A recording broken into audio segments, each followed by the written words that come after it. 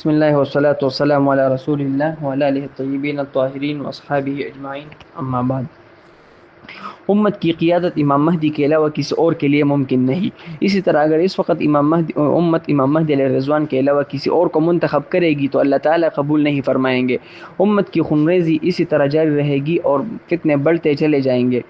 اس کو آپ کو ایک مثال سے سمجھیں گے کہ اگر یوں کہا جائے کہ عمارت کے اس دروازے سے فتنے داخل ہو رہے ہیں اور فتنوں سے کے نکلنے کا دروازہ وہ ہے، وہاں سے نکلیں گے۔ اب اس دروازے کی پہچان حاصل کرنا اور اس کی جدوجہد کرنا ضروری ہے، اگرچہ اس میں طویل وقت صرف خواہ مہینہ گزر جائے یا سال، نتیجہ بہرحال ایک ہی ہوگا، جیسا کہ حضور صلی اللہ علیہ وسلم کی بعثت کے اول روز سے لے کر تقریباً 14-15 سال کے بعد اللہ تعالیٰ کی مدد آئی، جبکہ آپ اس وقت ہجرت کر کے مدینہ منورہ تشریف لے جا چکے تھے۔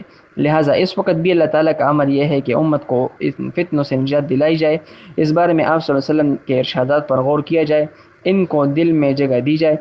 اگرچہ آپ کو دی گئی خوشخبری پوری ہونے میں طویل وقت لگ جائے، خواہ سال، 2 سال، 4 سال یا 10-15 سال لگ جائے، ہمیں صحابہ کرام رضوان اللہ تعالیٰ علیہم اجمعین کا طرز عمل اپنانا ہوگا کہ انہوں نے صبر کا دامن تھامے رکھا یہاں تک کہ نتیجہ تک پہنچ گئے اور اللہ تعالیٰ کی نصرت و تمکین پائی۔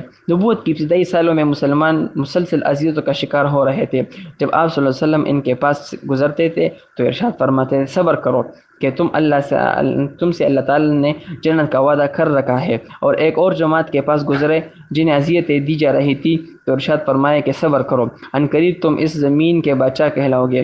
اسی طرح ہجرت کے سفر میں سراقہ بن مالک رضی اللہ عنہ سے فرما رہے ہیں کہ صبر کرو، تمہیں کسریٰ کے کنگن پہنائے جائیں گے۔